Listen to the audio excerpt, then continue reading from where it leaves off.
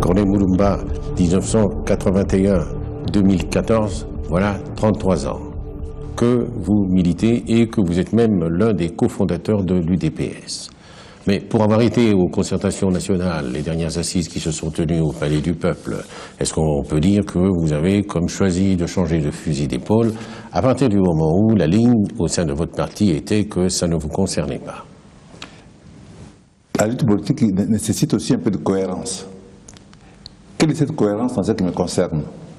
Nous avons commencé l'action avec les 13 parlementaires en 1980 à lettre ouverte. Et ayant opté de mener une action non violente, nous avons comme moyen d'action le dialogue. Nous avons notre moyen d'action, notre parole, l'écrit pour convaincre nos compatriotes du bien fondé de notre action et des orientations qu'il faut suivre dans l'intérêt supérieur de notre pays. Par conséquent, on ne peut pas être pour la lutte non violente et ne pas accepter le dialogue. On ne peut pas être pour la lutte non violente et en même temps adopter des attitudes pour des actions révolutionnaires. Donc, je veux dire, pendant tout notre parcours, nous avons toujours opté pour le dialogue. Nous avons toujours été les hommes de dialogue, avec le pouvoir en place, celui de Mobutu d'abord, avec les autres partis d'opposition et tout ça, toujours.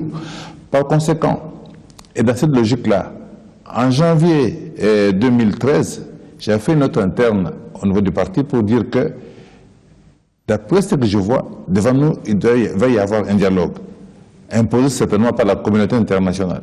Nous devons donc nous préparer à ce dialogue après tout ce qui s'est passé avec, au moment des élections de novembre 2011. Et je n'avais pas été suivi, je dois le dire objectivement.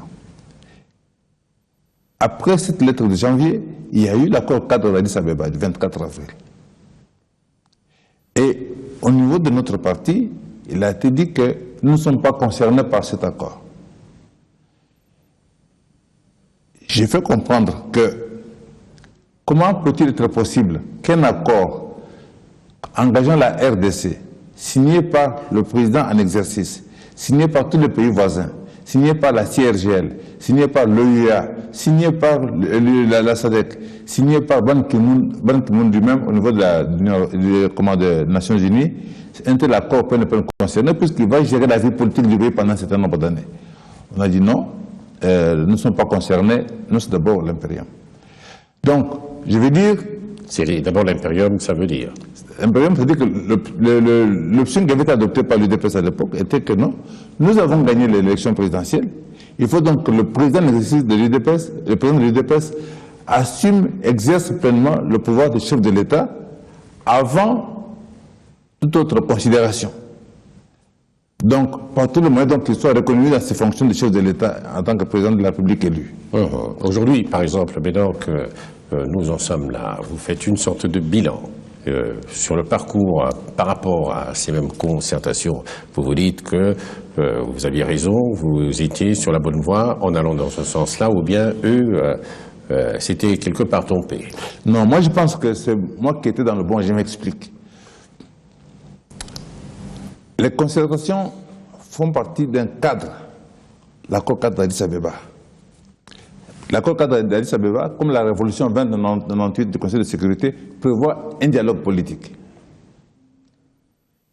Février, mars, avril, mai, juin, c'est en juillet que l'ordonnance convoquant les concertations a eu lieu. Et l'opposition était distraite. Les uns préoccupés par la fonction de porte-parole de l'opposition, l'autre par le problème de l'impérium. On n'a pas compris très bien le cadre dans lequel nous évoluons. Par conséquent, moi je me suis dit ceci à ce moment-là.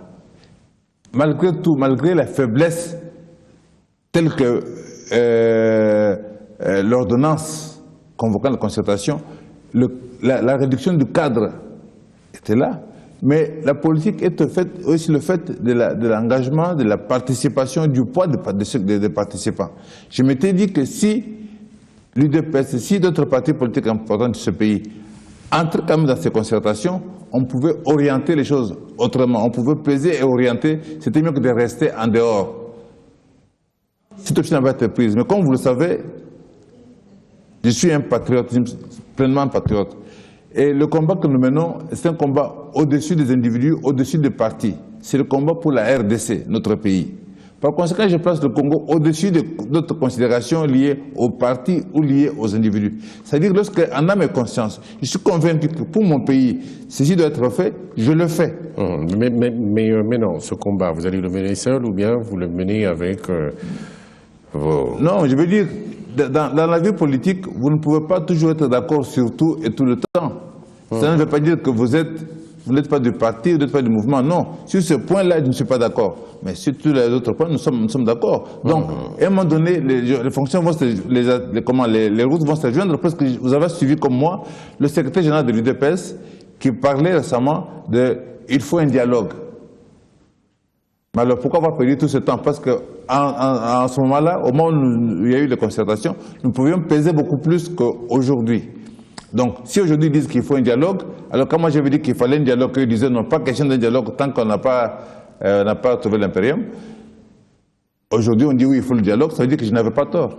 Donc, nous nous en rejoint. Et continuons, avançons, c'est tout, voilà. Ouais, il y a un peu, comme on dit, depuis, beaucoup d'eau a coulé sous les ponts. Et par rapport à ces concertations elles-mêmes, vous en faites une sorte de bilan. Bien sûr. Qu'est-ce que vous en dites? À ce jour, le bilan de concertation n'est pas brillant. Pourquoi? Parce que nous avions fait un grand travail. Nous avons produit des recommandations importantes, reconnues par tous. Et aux concertations, le président de la République est venu lui-même pour dire qu'il s'engage à faire appliquer les recommandations de concertation.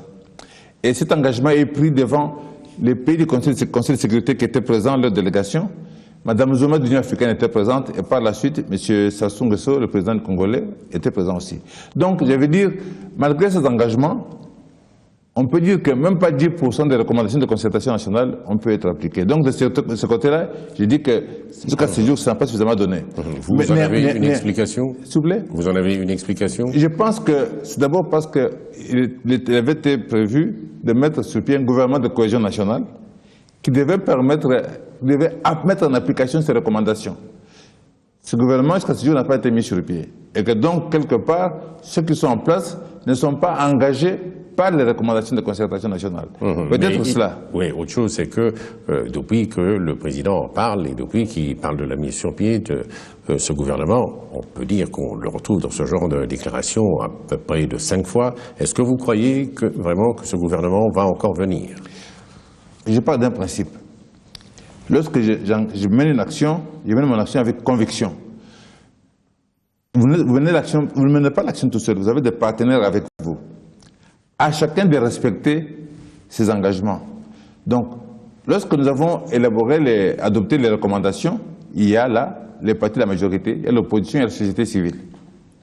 Il faut les mettre en application. Si une des parties ne s'applique pas, ou pas directement, c'est-à-dire qu'il faut poser la question, comment est-ce que vous pouvez ne pas faire quelque chose? Est-ce qu'on peut considérer que vous n'avez pas de parole ou comment? Donc, en ce qui nous concerne, nous sommes à l'aise. Nous avons fait le travail en tant que patriotes congolais. On a demandé aux patriotes congolais de se retrouver, de parler, pour que vous puissiez trouver un compromis politique pour aider notre pays, sauver notre pays. Nous l'avons fait. Un point trait. Mais vous ne dites quand même pas que vous n'avez aucune explication de ce qui bloque de l'autre côté ou de ce qui retarde les choses de l'autre côté. J'ai l'impression qu'ils ont des problèmes internes à la majorité. Mais je ne peux pas me prononcer à leur place. Je pense qu'il faut leur poser la question. Pourquoi? Parce que chaque fois, ils disent, dans les médias, ils disent non, il y aura le gouvernement bientôt. Bientôt. Très bien. Mais pourquoi ce n'est pas ce gouvernement? Ce n'est pas au sein de l'opposition qui se pose problème. Et je ne pense même pas non plus au niveau de la société civile. Parce que, en ce qui concerne la composition, d'après les échos que nous avons, les propositions faites par l'opposition, aussi de la société civile, sont là. C'est au niveau de la majorité, peut-être qu'ils n'ont pas encore trouvé de compromis entre eux. Mais le pays ne peut pas être bloqué, l'application des recommandations ne peut pas être bloquée par des petits problèmes internes à la majorité. Bien sûr, c'est la majorité. Mais néanmoins, je dis, je n'ai pas d'autres explications. C'est à eux de les donner. Pourquoi est-ce qu'ils ne l'ont pas fait jusqu'à présent, alors que ça en fait 1 an jour pour jour que les concertations ont eu lieu? Voilà. Moi, je veux un peu comme arrêter le temps, si vous voulez, l'état de la nation. Selon un point de vue qui serait le vôtre ou celui de votre parti. Le pays n'est pas bien.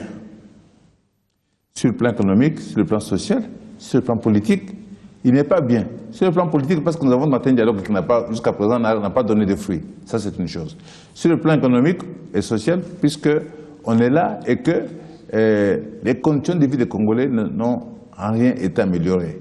Économiquement, on donne des chiffres, des performances extraordinaires, mais concrètement, je dis que c'est un peu de l'économie spectacle qu'on nous donne. Mais concrètement, réellement, on ne sent pas dans ce pays que l'économie tourne bien, on ne sent pas dans ce pays que les Congolais vivent mieux. Donc, par conséquent, l'état de la nation n'est pas du tout positif. Au contraire, nous devons mobiliser toutes les énergies, toutes les femmes de bonne volonté pour que nous puissions aller de l'avant. Mais quand vous entendez le gouvernement ou même le président du Sénat faire ressortir que l'inflation est maîtrisée, le taux de change est également dans une situation acceptable, le cadre macroéconomique, il est stable, tout cela, vous ne le mettez pas dans des considérations qui peuvent faire dire que nous sommes déjà sur la bonne voie. Non, je crois que c'est tout à fait artificiel. Dans quelle mesure? C'est tout à fait dans la mesure où, vous savez, une monnaie stable. La monnaie, c'est comme aussi une sorte de marchandise. Elle répond à une loi de l'offre et de la demande. Objectivement, dans ce pays, aujourd'hui, qu'est-ce que nous produisons, qu'est-ce que nous transformons, qu'est-ce que nous fabriquons et que nous exportons pour que les pays étrangers aient besoin de notre monnaie, pour lui donner de la valeur? Rien, pas grand-chose. Les chiffres, on peut les inventer. J'entends parler, par exemple, oui voilà, on a construit 1000 écoles. Ça peut être 2000, 3000, 4000 ou 5000 écoles. Mais circuler dans la ville de Kinshasa, un jour, 10 heures, vous verrez des enfants dehors, poser la question, dire que je n'ai pas pu aller à l'école parce qu'on n'a pas été en mesure de payer les minéraux. À quoi c'est-il d'avoir 1000 écoles, 2000 écoles, si les enfants restent à la maison, qu'ils ne savent pas entrer à l'école? On a fait beaucoup de bruit ici lorsqu'on a construit, on a ouvert l'hôpital du centenaire, du cinquantenaire. Mais, à quoi c'est-il d'avoir 10, 15 hôpitaux centenaires, cinquantenaires, si les Congolais ne peuvent pas aller se faire soigner? Parce que lorsque vous y allez, vous devez payer avant qu'on s'occupe de vous. Et ce n'est pas donné à beaucoup de Congolais. Par conséquent, je ne dis pas que ce n'est pas bien d'avoir des hôpitaux, mais si l'économie est aussi performante, on doit le sentir dans les écoles, dans les salaires, dans les soins de santé, dans tout ça. Donc, par conséquent, je ne vois pas en quoi réellement on peut dire que... Je viens de parler tout à l'heure là avec des amis de l'intérieur, notamment la ville de Mbujimaï. Jusqu'il y a peu, on vendait un bidon, le bidon jaune de 20-25 litres. On vendait ces bidons à 800 francs congolais, certainement à 1000 francs congolais. Un bidon de quoi? D'huile de palme, de carburant? L'eau pour boire. Alors, imaginez une famille de 10 personnes, ce qui est une famille moyenne congolaise, hein, et un bidon d'eau vous coûte entre 800 et 1000 francs congolais. Il faut combien de bidons par jour? Avec quel salaire? Vous voyez un peu le problème. Si dès lors que dans ce pays, on a des problèmes pour avoir de l'eau potable, si on a des problèmes pour avoir du courant électrique, vous voyez partout les gens se baladent avec le téléphone, avec les fiches pour voir l'électricité branchée pour se recharger. Ça veut dire qu'il y a des problèmes très importants, très graves. Alors, donc, toutes ces performances qu'on nous présente à la télévision, là, c'est pour la consommation extérieure. Alors, quel est notre problème? C'est que le Fonds monétaire ou telle autre organisation internationale vous dise « Bravo, monsieur le Premier ministre, c'est très très bien », ou bien que les Congolais disent « Bravo, monsieur le Premier ministre, maintenant nous avons de l'eau, maintenant nous pouvons manger, maintenant nous pouvons boire, et ainsi de suite. C'est ça le problème. Oui, mais que peuvent faire les économistes congolais par rapport à ça? Il y en a quand même, des grands économistes. Il y a un problème de volonté politique. Il est important. Vous savez, quand vous avez affaire à des technocrates, bien sûr, on va dire, voilà, on a un taux d'inflation de temps. À l'extérieur, le Fonds monétaire dit, bravo, c'est très bien. Mais il faut la volonté politique pour dire, attention, on fait l'économie pour la population. On ne fait pas l'économie pour les organisations internationales. C'est pour la population qu'on fait l'économie. Donc, ce n'est pas un problème seulement d'économistes, c'est un problème d'une conscience, de faire joindre la conscience politique la technicité, l'économie, tout ça, mais en même temps, c'est dire je suis un Congolais avant tout. Considération patriotique dans ce que vous faites, la manière de gérer le pays, pour que tout ce qu'on peut faire puisse se transformer dans le bien-être de la population. C'est ça qui est important. Donc le fameux adage qui dit que quand le bâtiment va, l'économie va, ne s'applique pas en République démocratique du Congo. Non, quand on dit, par exemple, quand le bâtiment va, l'économie va. Pour qu'on construit beaucoup, effectivement, on fait appel à beaucoup de main-d'œuvre, donc il y a des salaires, il y a des revenus qui sont redistribués, c'est bien pour l'économie. Mais objectivement, faites l'étude de Kinshasa, qu'on dise un peu combien d'usines existent ici. Observez, tout ce que nous mangeons est importé. Tout ce que nous mangeons est importé. Cela veut dire quoi? Ça veut dire que le peu que nous avons, nous payons les pays étrangers, nous payons les travailleurs étrangers chez eux. Ce n'est pas les Congolais qui en profitent. Observez, voyez l'assiette des Congolais, qu'est-ce que nous mangeons? Nos Thomson, nos Macaïb qui sont tous importés, à 99% importés. Et observez les riz qui est importé, même si c'est ce que nous pouvons produire sur place. Donc ça veut dire que il y a des choses qu'on avance, des chiffres qu'on avance, mais ça ne correspond pas à une réalité, aux besoins du pays, non. Ma conviction. Bon, cela peut peut-être faire dire que l'initiative Bukanga-Lonzo, c'est déjà une très bonne chose qu'il faut saluer, encourager et même applaudir. Moi, j'ai une nuance là-dessus. Je dis ceci. On peut très bien imaginer que des grands projets comme cela servent à produire des choses comme le café, comme le coton pour relancer nos industries et relancer UTEX, relancer Sotexki, ainsi de suite. Mais, sincèrement, pour les besoins des Congolais, Bukanga-Lonzo, on évalue à peu près à 83 millions de dollars le coût de ce projet.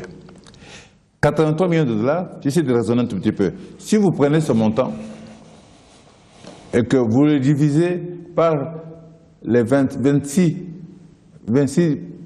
futures provinces, donc districts actuels, vous auriez à peu près une affaire de 3 millions 200 à peu près par district. Et si vous décidez de donner aux agriculteurs congolais qui travaillent, des gens qui travaillent le sol, qui font l'élevage, vous donnez dans les différents districts, vous donnez ne fût-ce que 10 000 $ ou 15 000 $ à ces gens pour travailler, pour produire. Vous pourrez occuper à peu près 300 personnes dans chaque district d'agriculteurs. Où est-ce que ça donne comme travail aux Congolais? Où est-ce que ça donne comme même la production? Parce qu'eux vont produire, eux ne vont pas produire des choses ils vont produire des aliments, des produits locaux que les populations locales consomment, qui n'est pas nécessaire d'amener loin à d'autres provinces. Je veux dire simplement que c'est un grand projet, c'est le genre d'éléphant blanc. Il y a eu beaucoup de millions qui ont été sortis ici pour, soi-disant pour la relance d'Aipen. On a mangé tout petit peu de poulet et puis on n'en parle plus. Mais cet argent-là, on aurait pu le donner à des Congolais, agriculteurs, éleveurs et autres, les encadrer et ça aurait pu beaucoup mieux profiter à la population que cela. Donc, Bukanga-Lonzo, oui, s'il s'agissait de grands projets d'industrie, je veux dire, produits d'exportation, des choses comme ça, le café, le thé, le riz, c'est très bien, d'accord. Mais je pense que dans les conditions actuelles, il faut aider les petits producteurs congolais, les petits éleveurs congolais, et cet argent pouvait permettre d'aider beaucoup de personnes dans le pays. Oui, ce genre de pratique a été fait d'une autre manière il y a un certain nombre d'années. C'est la fameuse zaïrénisation qui a été faite sans un encadrement des bénéficiaires de cette mesure, parce qu'il s'est posé après des problèmes de gestion. Vous savez, il y a eu, il y a quelques années, des tracteurs, beaucoup de tracteurs. Environ, je me souviens, c'était 60 tracteurs par province. Mais c'est quand même de réfléchir. On ne prend pas 60 tracteurs et puis on envoie à chaque province 60 tracteurs. Il y a un travail en amont qui doit être fait. Il y a un travail de prévision, de planification et d'encadrement qui doit être fait. Allez trouver ces tracteurs, certains sont en train d'être loués pour aller, par des individus pour chercher de l'eau, pour faire d'autres sont en train de rouiller. Qui n'ont servi à rien. Les initiateurs, le gouvernement n'a pas bien fait son travail. Non, mais c'est ça que je veux dire. C'est-à-dire que si l'argent, les 83 millions, nécessite nécessairement qu'il y ait un encadrement. Il faut qu'il y ait un encadrement. S'il n'y a pas d'encadrement, ça ne peut pas donner. C'est normal, c'est logique, il faut un suivi, il faut un contrôle, et puis on ne donne pas n'importe qui. La zéronisation, on a fait quoi? Ça, c'est mon cousin, prend, on donne. Mais si même la zéronisation, on avait fait l'effort de chercher des personnes qui étaient des opérateurs économiques réels, en fonction, qui ont fait leurs preuves, qui ont des références, pour lui donner un projet, pour le prendre et le continuer. Mais ce n'est pas ce qu'on a fait, c'est ce qui a fait foirer la zéronisation. Donc aujourd'hui encore, c'est la même chose. C'est-à-dire que c'est un problème d'encadrement. Alors, on forme, on accroît les capacités, ainsi de suite, pour que les gens qui reçoivent cet argent, 10 000, 15 000 $, c'est beaucoup pour les paysans, n'est-ce pas, internationaux, pour se procurer des semences, des intrants et autres. C'est beaucoup d'argent. C'est beaucoup plus utile parce qu'on contribue à améliorer leurs conditions de vie, on contribue à améliorer l'approvisionnement local, ainsi de suite. Donc c'est beaucoup plus important qu'un grand projet que, quand on sait les faiblesses de l'État, un grand projet comme celui-là, combien de temps va-t-il tenir, combien de temps va-t-il produire, on ne sait pas. Donc ce n'est pas nécessairement quelque chose d'intéressant. Je dois peut-être rappeler à ceux qui nous suivent que Corneille Moulumba est un ancien ministre du plan. Vous l'avez été dans un des gouvernements qui ont géré le pays. Le gouvernement Birindois, vous avez été ministre du plan dans ce gouvernement-là. Et à prendre le bilan que vous faites, vous dites rien ne marche. Le bilan que vous dressez, il est globalement, on peut le dire, négatif. On ne sent pas la population aller dans un sens qui peut appuyer ce que vous dites. Alors vous trouvez-vous que la population, elle est contente de ses conditions de vie?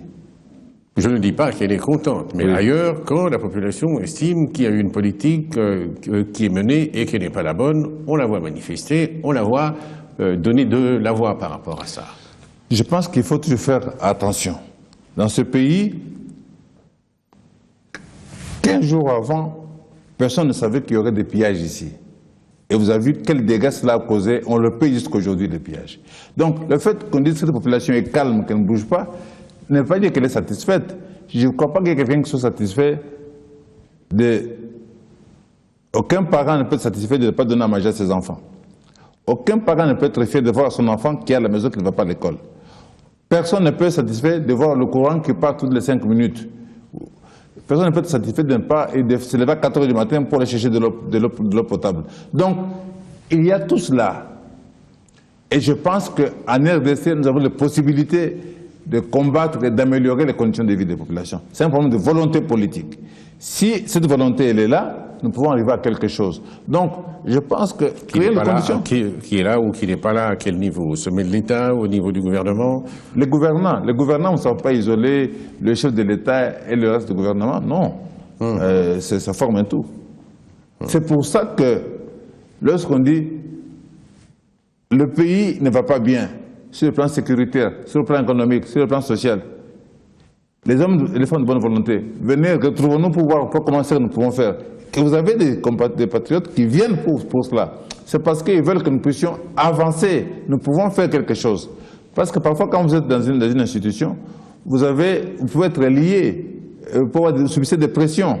Donc, c'est en ouvrant le cadre que peut-être vous vous libérez, vous avez peut-être une marge de manœuvre un peu plus large aussi. Donc, je pense que c'est du domaine du possible. Nous en avons les moyens, nous avons le potentiel humain, le potentiel naturel, nous avons tout ça. Donc c'est un problème de volonté politique, un problème de gouvernance et un problème de justice dans tous les sens du mot. Oui, quand vous dites en ouvrant le cadre, c'est un peu comme ceux qui parlent d'un gouvernement de large ouverture, de plus large cohésion. Mais le problème s'est posé de quelle manière? Le problème s'est posé ici, nous avons eu des élections. Vous avez vu dans quelles conditions ces élections se sont déroulées. Contestées. Donc, tous les observateurs ont dit non, ça ne sont pas de bonnes élections, ça.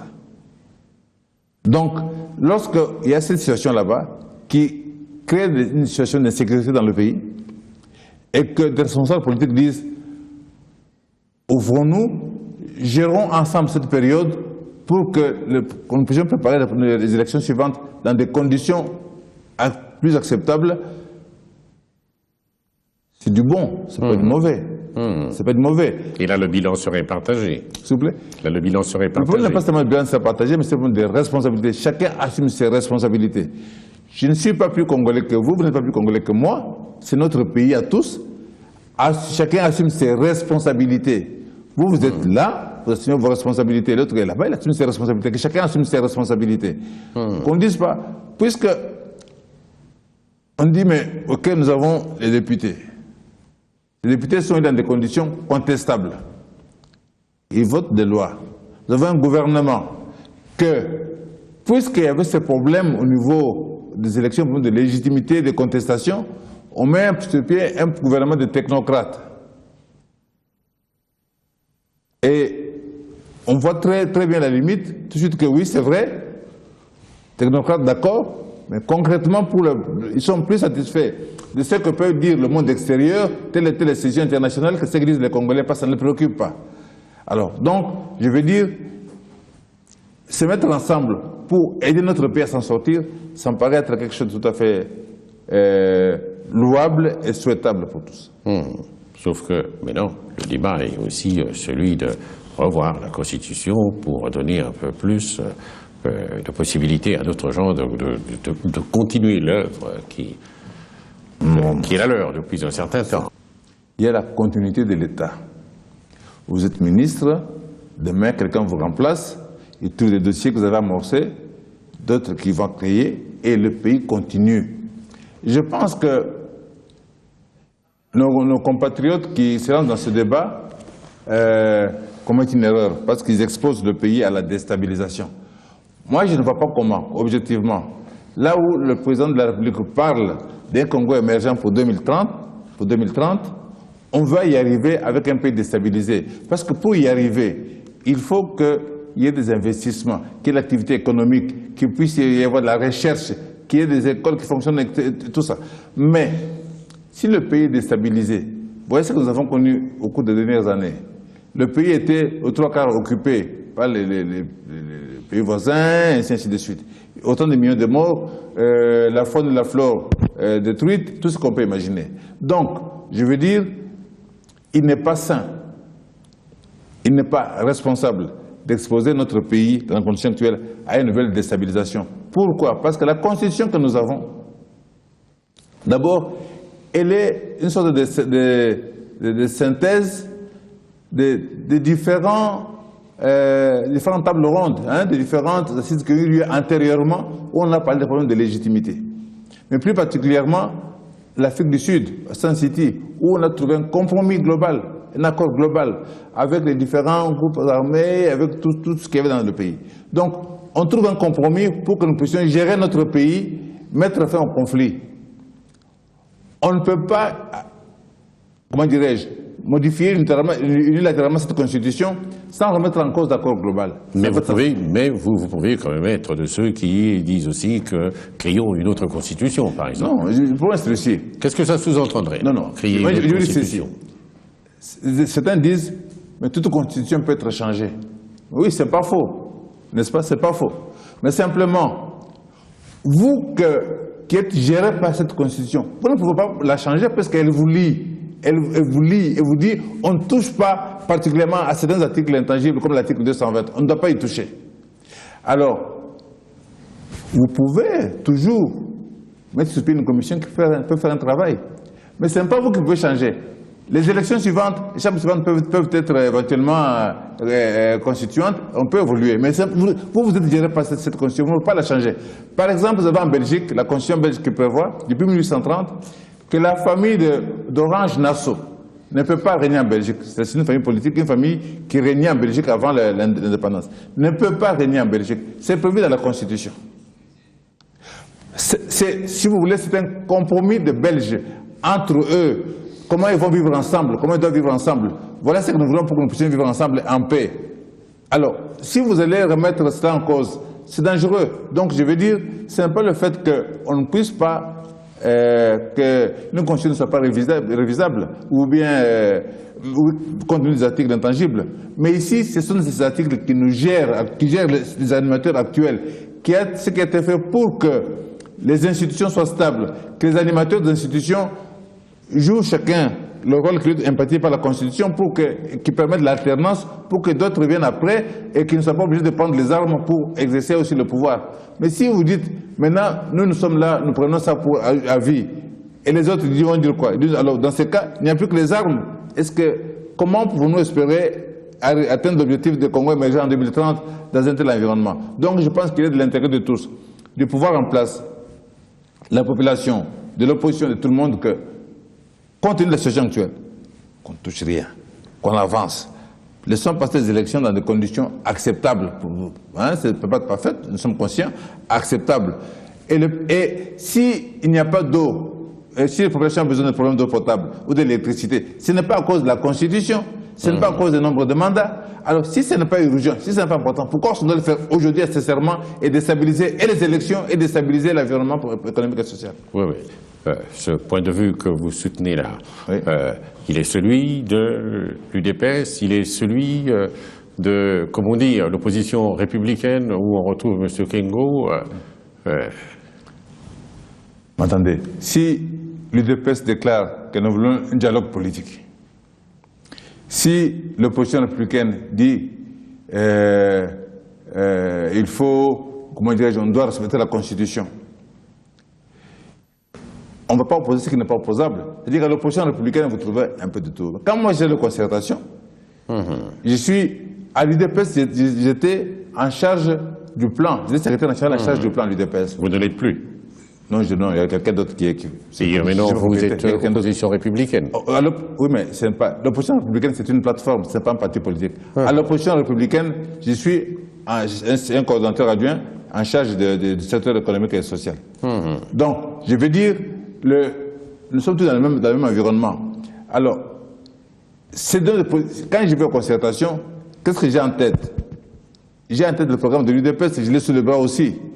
J'apporte ma contribution en concertation dans la commission à laquelle je suis avec le programme de l'UDPS. Quand je suis aux choses à l'opposition républicaine, nous avons comme base les recommandations de concertation nationale, dans lesquelles on retrouve l'UDPS avec ce point de vue, les autres aussi bien sûr. Mais vous savez, si on dessine, on énumère 30, 40 ou 50 priorités absolues de ce pays, vous verrez que tous les partis politiques vont se trouver dans ces priorités-là. Alors, au lieu de faire le querelle d'individus, il y a Kamere, il y a Kengo, il y a Tshisekedi, il y a cela, il y a le Congo avant tout. Et voyons quel est le programme qui peut permettre au pays de s'en sortir. À ce moment-là, vous verrez que tout le monde, nous parlons le même langage. Donc, ce qui fait pour le moment, ce sont des égos, et ça c'est pas très intéressant pour nous. Oui, mais vous ne retrouvez quand même pas les égos dans les positions de l'Église catholique. Non, mais qu'est-ce que l'Église catholique dit? Écoutez, et ça vous arrange, ce qu'ils disent. Mais s'ils disent la même chose que nous, où est le mal?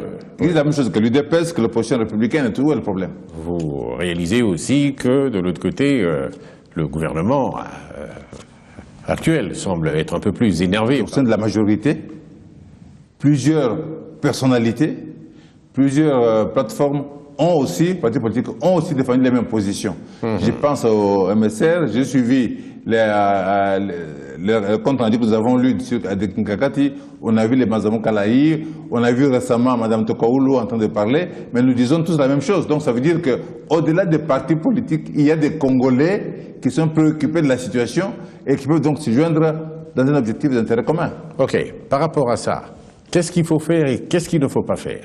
Très pris. Par rapport à la Constitution. Oui. Je dis qu'il ne faut pas toucher. Nous n'avons aucun intérêt à toucher.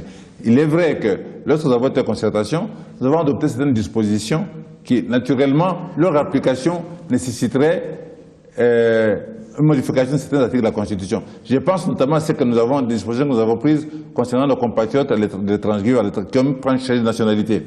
Et nous avons dit aux concertations que la nationalité congolaise d'origine est irrévocable pour leur permettre d'être à l'aise, de venir quand ils veulent chez eux et faire ce qu'ils veulent, leurs activités normales. Ça nécessite qu'on change la Constitution.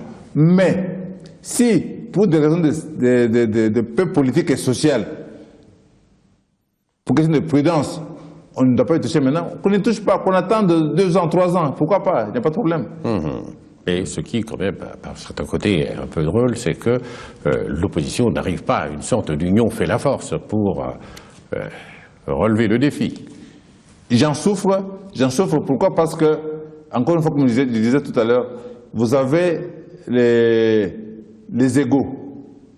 Il est vrai que dans notre pays, beaucoup de partis politiques sont des propriétés de leur président fondateur. À l'image de ce que nous avons connu auparavant. Par conséquent, effectivement, le parti est d'abord l'instrument de celui qu'il a créé qui ambitionne d'entrer au gouvernement. À ce moment-là, le problème du pays comme tel n'est pas la priorité. Je suis convaincu, je l'ai dit, je suis convaincu que si on aligne 30, 50 priorités pour la RDC et qu'on demande le point de vue des uns des autres, nous allons tous nous retrouver dans un seul parti politique. Comment faire, par exemple, pour que, par rapport à ces égaux que vous mettez dans l'exergue, que M. Kengo, M. Tshisekedi, M. Kamere arrivent à se surpasser pour se retrouver ensemble, si cela peut encore être possible, puisque ça n'avait pas été le cas en 2011. Oui, moi je pense que... Vous en avez quand même tiré un certain nombre de leçons. Oui, mais ce n'est pas nouveau. Nous avons vécu antérieurement aussi les situations. C'est-à-dire qu'il est important, moi j'invite toujours les acteurs politiques, quels qu'ils soient de l'UDPS, de l'UNC, du MLC ou d'ailleurs, de mettre le Congo avant toute considération. Et à ce moment-là, vous verrez qu'une discussion est possible, un compromis est possible. Un compromis trouvé entre Congolais est toujours 1000 fois préférable à des injonctions extérieures. En son temps, il n'y a pas eu de compromis entre Mobutu et Tshisekedi. En son temps. La conséquence, on nous a imposé le Rwanda et l'Ouganda pour nous gouverner dans ce pays. Et qu'est-ce que nous avons gagné? Quelles étaient les conséquences? Autant de millions de morts, autant de destruction et du temps perdu, et ainsi de suite. Alors, je pense qu'il est important que les uns et les autres mettent le Congo avant toute autre considération. À ce moment-là, on peut se parler, trouver qu'est-ce qui est faisable dans l'immédiat, à moyen terme et à long terme. On peut le faire, pourquoi pas? Il n'est pas indispensable que Claude Kamanga soit le président de la République coûte que coûte, sinon le Congo n'existe pas. Non. Non, on peut bien le faire. Oui, ça peut, je vous le souhaite. Donc je pense que ce n'est pas si grave que ça si un tel est président de la République et pas tel autre. Ce qui est important d'abord, qu'est-ce que nous faisons, qu'est-ce que nous avons l'ambition de faire pour ce pays? Le problème n'est pas d'aller chercher à gauche, à droite dans le monde des fonds auprès des gens qui ne veulent pas nécessairement du bien, qui ont leurs propres agendas, pour avoir le pouvoir en RDC. Parce que quand vous l'avez dans ces conditions-là, vous devez rendre compte à ceux qui vont sortir, qui ont donné ce fonds. Et à ce moment-là, qu'est-ce que nous faisons du Congo? Qu'est-ce que nous faisons des Congolais? Qu'est-ce que nous faisons des intérêts des Congolais si les agendas de ces gens-là ne sont pas conformes aux autres? Donc, je pense que nous devons toujours rechercher entre Congolais les compromis. C'est pour ça qu'il y a les concertations, quel que soit le côté de faiblesse, et il en faut d'autres, nous devons continuer. C'est notre pays. Trouvons les formules qui sont adaptés compte tenu des faiblesses de notre pays aujourd'hui, de ces faiblesses, pour que nous puissions avancer et servir cette population que nous nous engageons, nous parlons de son nom du peuple, mais dans quelles conditions il vit et qu'est-ce que nous faisons réellement pour ce peuple-là? En tant que UDPS, vous devez avoir un peu plus de nouvelles sur l'état de santé de M. Tshisekedi aujourd'hui. Qu'en savez-vous? Écoutez, le président Tshisekedi a été malade, il est en soins de santé, le Congo est un pays à majorité des chrétiens. Tout ce que moi je demande, c'est que les uns et les autres prient pour qu'il se rétablisse rapidement et qu'il mette son potentiel au service de la nation. Bon, s'il a mal à l'ongle du pied ou à ses cheveux, c'est pas ça le problème. Qu'il se rétablisse le plus rapidement possible et qu'il revienne pour que nous puissions continuer à servir ensemble notre pays. Par rapport aux différents égos que vous releviez, il n'y a pas aujourd'hui un problème de leadership au sein de l'opposition?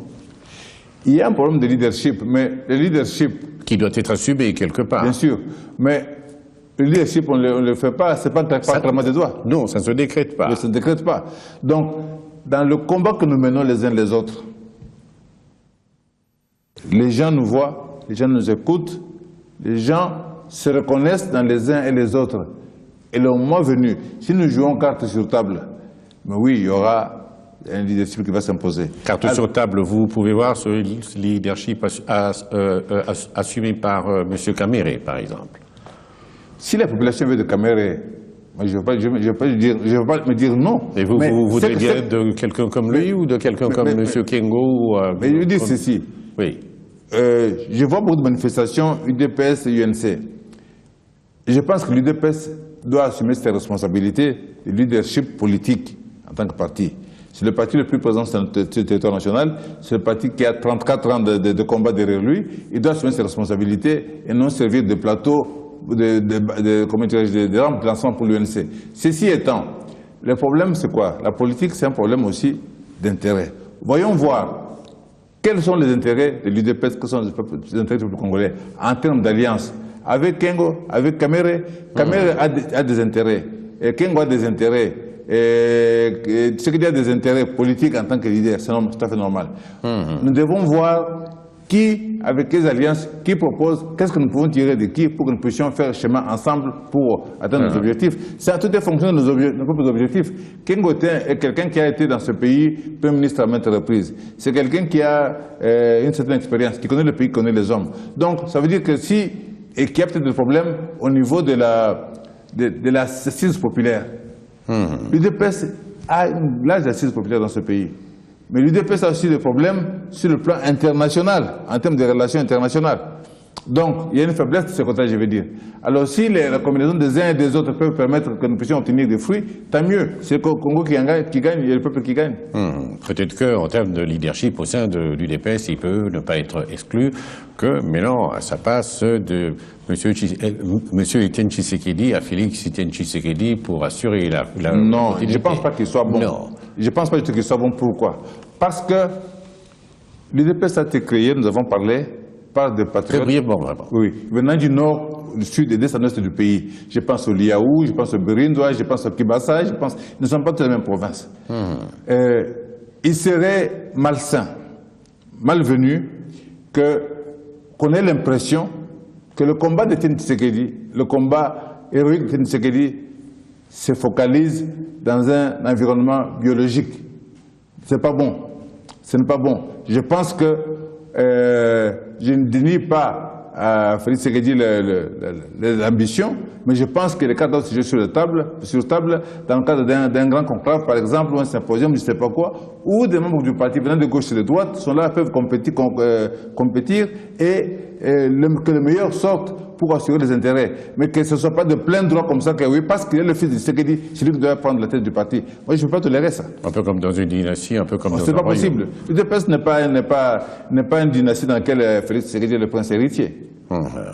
Voilà, Monsieur Corneille Mulumba, à moins que vous ayez autre chose à mettre sur la suite de ce programme. Soyons cohérents dans notre démarche. Apprenons à trouver des compromis entre Congolais. C'est ça qui est important.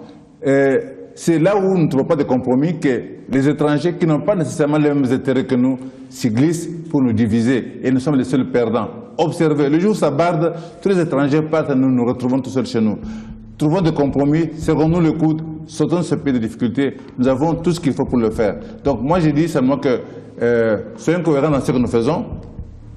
Mettons le Congo avant d'autres considérations. En résumé, c'est ce que je peux dire. Corneille Mulumba a parlé. Mesdames, Mesdemoiselles et Messieurs, vous qui nous avez suivis ce soir, nous vous disons merci, à dimanche prochain. Bonsoir.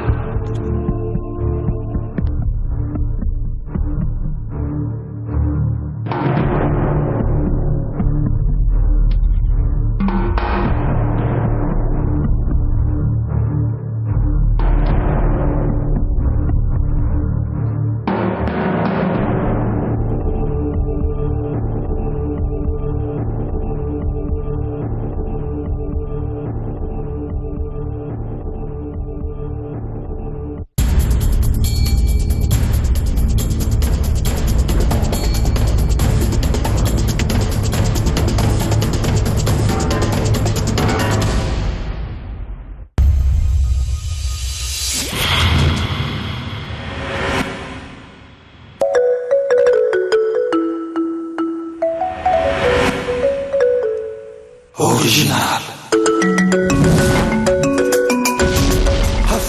Lax, Plix, Plox, to ma blocks, Kundesboul na Catalina.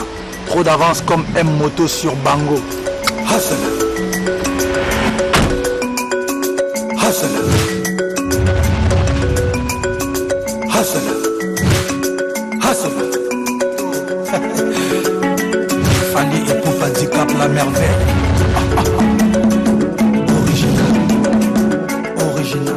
Pour vos voitures sur mesure, contactez M-Moto LTK.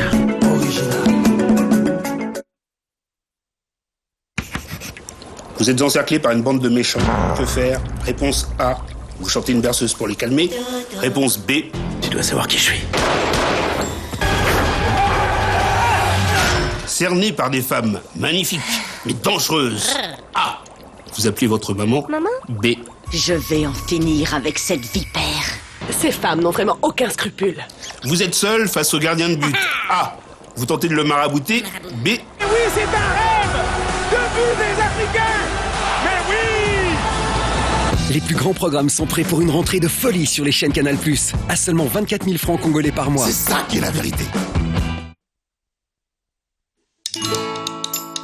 Dans la vie, nous avons tous des rêves, objectifs et aspirations. Vos projets d'avenir ainsi que ceux qui vous sont chers dépendent des choix que vous effectuez aujourd'hui.